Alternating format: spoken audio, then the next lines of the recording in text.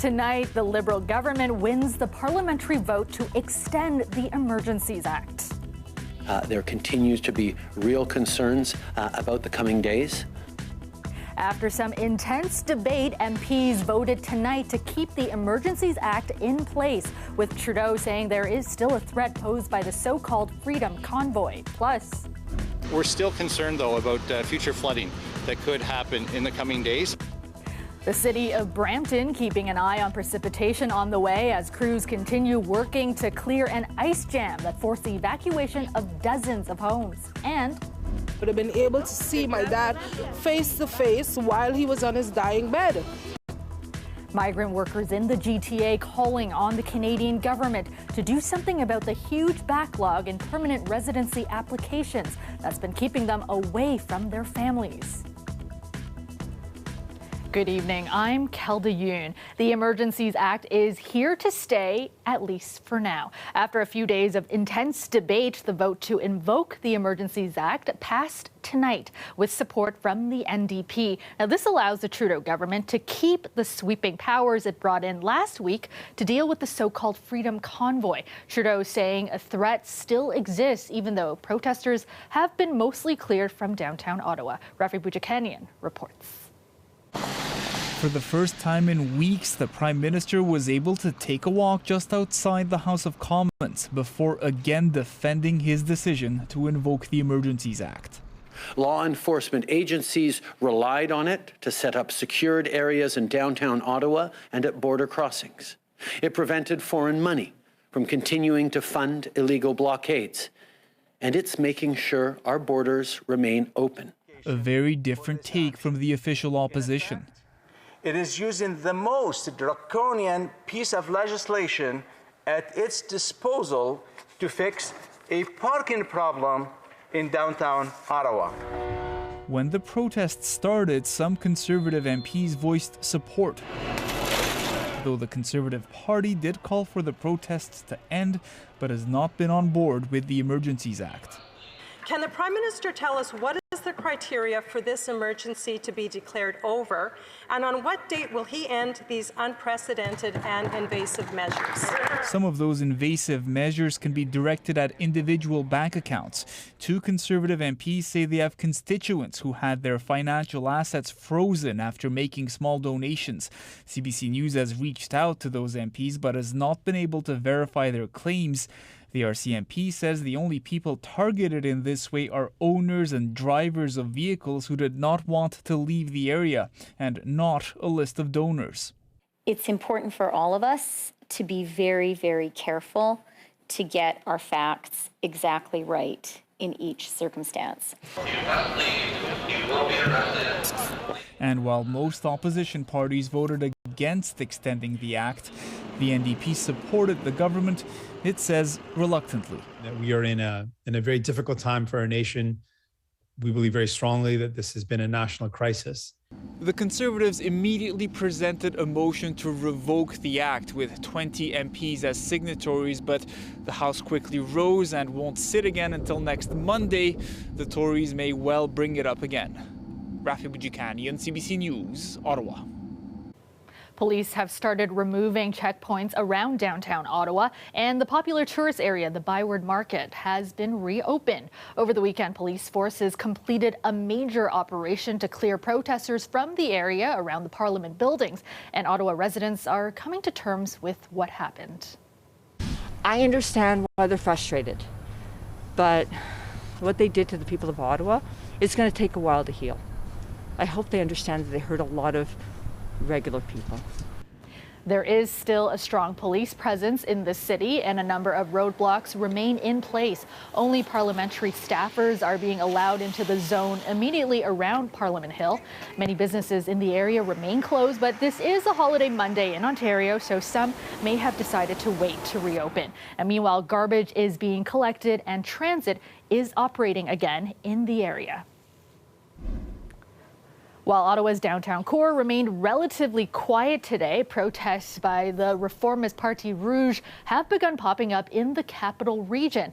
There were a large group of vehicles about an hour outside of the city where a tent was set up.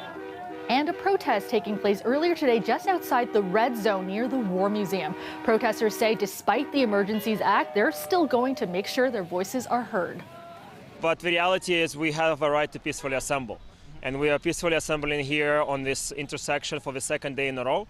We were here yesterday. We started with like 6 people at 11:30. We had a couple of hundred people throughout the day with beautiful signs on each side of the street with flags, Canadian flags representing freedom, humanity. And we want to stand this for, we want to take a stand for the future of our kids. The province further eased COVID-19 restrictions at Ontario nursing homes today. Vaccinated visitors over 5 years old are allowed to visit again. Our Chris Glover tagged along with a woman reuniting with her grandmother for the first time since the holidays. How are you feeling? I'm excited. I got a bunch of goodies for her. Anticipation builds for Raven Mason as she approaches her grandmother's room in her Scarborough nursing home. Hey, Granny. How are you? Other than virtual calls, this is the first time Mason has seen her 83-year-old grandma, Sheila Edwards, since Christmas, when shortly after the Ford government brought back strict rules to protect nursing home residents from COVID's Omicron wave. Hi. What's it like getting to see your granddaughter today? Oh, yeah. It's feeling good. Very exciting. Hey, I haven't even seen you guys hug yet. Is that allowed in those long-term care homes or what? Of course. Well, I just get so much hug inside out here you wouldn't believe. To get this close, the ministry says visitors still must have 2 vaccine doses and follow testing requirements. Residents can now have 3 visitors at a time, and in-home entertainment programs and personal care services are also allowed to restart. Just play domino, we playing bingo and thing. We all could be outside now, having fun. Last week, the chief medical officer said since Omicron's peak is now behind Ontario, vaccination policies for places, including healthcare settings, could be removed as soon as March 1st. We're really excited to see that homes are being able to reopen up, for example. But what we don't want to do is we don't want to lose any of the hard-earned gains right now. Geriatrician Dr. Samir Sinha says the Ford government should keep the vaccination requirement for nursing home residents, staff, and visitors. There's a really good concern that all of a sudden we may actually not be as well protected, especially if another variant rears its ugly head. As a part of today's lifted restrictions, day trips are now allowed for nursing home residents, and if they have 3 doses, they can go on an overnight stay. But Sheila and Raven made sure today's in-home visit was special already. Today's also my mom, grandma's daughter's birthday, so it's even more special. And I don't know, there might be a surprise waiting for grandma. Who knows? Chris Glover, CBC News, Toronto. City of Brampton crews are still dealing with an ice jam that caused flooding and forced the evacuation of about 100 homes. That operation ran into some issues over the weekend, but is now back on track. Dale Manukduk has the latest. About half a dozen city employees and contractors waited for an excavator to be taken out of the Credit River. It slipped in on Friday while crews were removing ice. So we had to wait to the warmer weather today, get specialized equipment on scene to help remove the excavator. Early afternoon, it was removed, allowing additional vehicles to come in and continue to work. The city also has water pumps to protect some of the low-lying areas. The elbow area of the Credit River where the ice jam happened is packed with large chunks of ice. The plan is to incrementally break up the ice into small amounts so they can move down the river and allow water to flow. Minimizing the amount of ice that flows down the river. So we're going to try and pull the ice out of the water rather than let it float down, because it could cause further harm further down the water course. Some chunks of ice are being transported to a different location to be stored and naturally melted. The operation is expected to take 3 or 4 days. As for the residents affected by the flooding, Fire Chief Bill Boyd says 6 homes remain displaced. So those residents are allowed to go back in their home. They're allowed to assess the damage, try to make reparations the next step to how they will to get through this flooding incident. The other thing the city is monitoring is the anticipated rainfall. If the water levels rise above the capacity of the water pumps, and depending on the precipitation amount, that will inform the city if further instructions to residents needs to be made. Now, residents should make sure they are aware of what's happening, take any measures they can if they are in their homes, and make sure they have an emergency kit ready in case they do have to leave their homes. Dale Manukduk, CBC News, Brampton. Meteorologist Colette Kennedy joins us now. And Colette, concerns over flooding persist as we get set to see another storm. Kelda, what an active weather pattern we're in and have been throughout this winter. And here we go again with another storm coming through that is just such a mix and going to be quite tricky on the roadways in many cases. It's the freezing rain risk. Not only that, but in fact some warnings, which I'm going to show you coming up a little later in the show. We do have temperatures which will be in many cases quite mild again tomorrow, more so even than today. But some heavier rain coming through, so we already have areas where we're having issues with the flooding, Brampton being one of them, and yet here we go with more rainfall to be added on top of this. So daytime highs today, yes, above seasonal, that's for sure. Tomorrow we'll see similar conditions into the afternoon, except the temperature will keep going up. A little patchy freezing drizzle is possible tonight. That moves on towards the Ottawa Valley after you get some of that light snow going through. Then it becomes a rain event from Toronto all the way back through Windsor, but as it continues tomorrow with some ice pellets and freezing rain at times, we could see quite the accretion and build up there in the Ottawa Valley. So I'm going to have more on that coming up. But tonight for Toronto, it's 1 degree overnight, and tomorrow in the afternoon, 7. But again, Kelda, that will continue to climb into the evening hours. Thanks so much, Colette. A group of migrant workers rallied in front of the Deputy Prime Minister's office today in Toronto. They say they're spending Family Day apart from their loved ones because of a backlog in permanent residency applications. Farah Morali reports. This is my husband and this is my son. Tina Cuspiantoro hasn't seen her family in almost 4 years. She feels the pang of separation, especially today. This is the saddest thing for me because I cannot bring him to come here. Cuspiantoro is one of thousands of migrant workers waiting for their permanent residency application to be processed. She can't leave the country in the interim. We can hug our family. We can celebrate. Migrant workers gathered in front of Chrystia Freeland's Toronto office today, sharing stories of being in limbo. Newcomers to Canada play a crucial role. In December, the federal government acknowledged there was a backlog of 1.8 million applications for permanent residency due to COVID. The Minister of Finance said it earmarked $85 million to help clear it. This advocate says the backlog isn't new, and they've heard promises like this before. They've been telling us this from, the previous the Minister of Immigration. And it's not just the backlog. Advocates say existing rules around language requirements, education, and changing criteria means many more are simply rejected. This is either my second or my third application, and they have all been denied for no reason. Queen Gabriel has been here since 2013, working as a PSW. She even contracted COVID while working in a long-term care home. She can't leave the country because of her status. Permanent resident status would have given me closure. I would have been able to see my dad face to face while he was on his dying bed. So, it's heartless.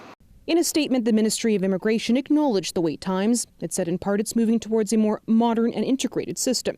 It touted a permanent residency program it introduced during the pandemic that allowed workers to fill essential roles. What do we want? Status for all! Today, the group mailed photographs of 187 migrant families to every Canadian MP. I hope when you look at all these family photos, you will feel the same pain and suffering we feel every day in our hearts. We are not just numbers in your systems. They hope their pictures will speak louder than words. Farah Morali, CBC News, Toronto. Russian President Vladimir Putin ordered forces on Monday to maintain peace in separatist regions of eastern Ukraine, hours after the Kremlin recognized the area's independence. It comes amid worries that Moscow is looking for a pretext to invade the neighboring country. Уважаемые граждане России, дорогие друзья. A recognition of independence of Ukraine's breakaway regions is seen as Putin's excuse to openly send Russian troops over the international border. And many Western leaders have long accused Putin of trying to fabricate a regional crisis to justify an attack. For weeks now, Moscow has amassed more than 150,000 soldiers along 3 sides of Ukraine and conducted multiple military drills. And meanwhile, Ukrainian authorities are accusing Russia of ramping up provocations. Before the pandemic, I noticed that they were always following me around. I think it was more just a racial profiling thing. After being wrongly accused of stealing from a giant tiger store, an Anishinaabe man is speaking out. We'll bring you his story next. Welcome back. An Anishinaabe man is speaking out tonight. He says he was banned from a giant tiger store in Scarborough after he was wrongly accused of stealing. And as Ryan Patrick Jones reports, it's not the first time the discount retailer has faced such allegations. Hector King Jr. says he's been a frequent customer at this giant tiger on Kennedy Road for the past 2 years, until December when an employee told him not to come back. She goes, I asked that you not return. And I said, why is that? And she said, because of what you did. And I said, well, what did I do? And she says, well, you know what you did, she says. And then they walked away. King says he reported the interaction to customer service. A manager later told him that someone who looks and dresses like him and rides a scooter had been stealing from the store. He says he was told police would be called if he returned. But King says he always pays for his purchases and he believes he was targeted because he's Indigenous.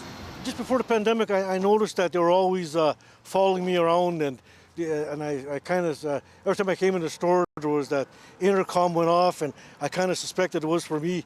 I think it was more just a racial profiling thing. This guy's just following me around GT every time I come here. A giant tiger store in Regina faced similar allegations in 2017 after this social media video showed a loss prevention employee following a young Indigenous shopper up and down the aisles. The employee was later let go. These racial equality advocates say what happened in both situations is troubling. It happens a lot in commercial establishments, ranging from either department stores to small businesses where the customer or the person coming to the store, because of the way they look, their skin color, their physical traits, in addition to the way they dress, they're treated from the outset as being suspicious. When people or corporations or businesses are being accused of this, not only should they make a private apology, but they also need to do a public apology. Here's what Giant Tiger told us. Quote, we have conducted a full investigation into the incident, and based on our findings, we will be working with the store to ensure appropriate corrective action is taken. The spokesperson also apologized for not resolving the situation quickly. Quote, we will be reaching out to Mr. King to offer him this apology directly. I am happy to confirm that Mr. King is welcome to continue shopping at any Giant Tiger location. While Giant Tiger says it sent King Jr. an email earlier this month, King Jr. says he's yet to receive any further calls or emails. Still, he's ready to forgive. Do you still want to go back there? Oh, I'll still go back there and buy things, yeah. Ryan Patrick Jones, CBC News, Toronto. Partly cloudy tonight with mixed precipitation overnight after a mild day, currently holding steady at 2 degrees. Let's go back to Colette now. And Colette, we're in for some messy weather that's on the way, including rain and freezing rain. Well, Kelda, with these tricky conditions we're going to be seeing coming in with this storm in the province, we do have winter storm warnings and snowfall warnings to the north. I'm going to put those aside and let's focus on what's happening here into eastern and southern Ontario when we talk about freezing rain and rainfall warnings. So the areas you see here in green, that's where we get into rainfall amounts of 20 to 30 millimeters. It'll be more like 15 to 25 back into the GTA. But that prolonged period of icing is possible. Ice pellets mixing with freezing rain, and you can see that through the Ottawa Valley. You are into this warning now. A bit of freezing drizzle mixed with light snow tonight, but it's into tomorrow morning and then especially tomorrow later in the day where we just see that kind of going on. So risk of power outages, that's for sure. Make sure you get your devices all charged just in case that happens. Elsewhere, it's still going to be messy, mostly rainy, windy. So we do have the special weather statement in place there, which does include the GTA RVA and back to our friends in Windsor. So looking at some of the showery activity or even a little bit of patchy drizzle that comes through in the overnight, the snowfall through the Ottawa Valley, fairly light, but still, then you get into some freezing drizzle or some of those wet flurries mixing with the ice pellets. The rain will intensify. It'll start lighter but get heavier through midday and into the afternoon through the Toronto region and up along the northern shores of Lake Ontario. Heavier rain into Kingston. You're into that rainfall warning. And then here we are into the afternoon and still looking at that ice carrying on. And then Wednesday, we get out of it, still a bit of lake effect. You can see some of the heavier amounts. For example, Kingston, this model pushing up to 25 there. That potential is certainly there. And ice accretion could be really significant in terms of what we could be seeing into the Ottawa Valley. Your 5-day forecast back into Toronto, 7 in the afternoon. That temperature continuing to rise into the evening, though. And then colder air is going to push back in. Things not necessarily quieter. Kelda, Thursday night into Friday, some snow on the way then. All right. Thanks so much, Colette. Finally tonight, after nearly 2 years of dealing with lockdowns and being distanced from loved ones, this family day was extra special for some. Not only did the weather cooperate, families were also able to gather in larger numbers. Greg Ross has more. Hello! It was a perfect day for a skate and a perfect opportunity for Mark Ouellette to get some valuable time with his granddaughter, something he's missed out on quite a bit over the past 2 years. I'm just visiting in town and having some time with her.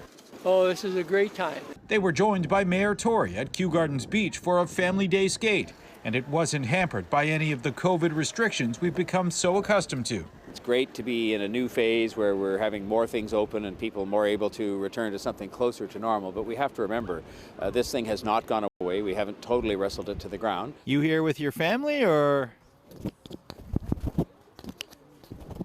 just flying solo? It was also a great day for a family stroll through High Park Zoo to see the animals. Enjoying the day off, the lovely weather, and we've come to see if there's any new babies born here at the zoo. Yeah, and I'm taking pictures with my watch. Jakey, what do we see? You see birds? Sheep? Do you know what the sheep says? It says, "Get that out of my face." The animals at High Park Zoo provided the perfect distraction from anything pandemic related for Gautam Mukherjee and his 2 daughters. I don't even remember last year. Do you guys remember last year? Not really. And the fact the sun was shining didn't hurt either. It was almost spring-like. And with that, Samantha Randall says there was a feeling of change in the air. It feels like it's like things are lifting. It feels like there's some hope. Greg Ross, CBC News, Toronto. And that's our show for you tonight. Thank you so much for watching. I will see you back here tomorrow night at 11. Have a great night, everyone.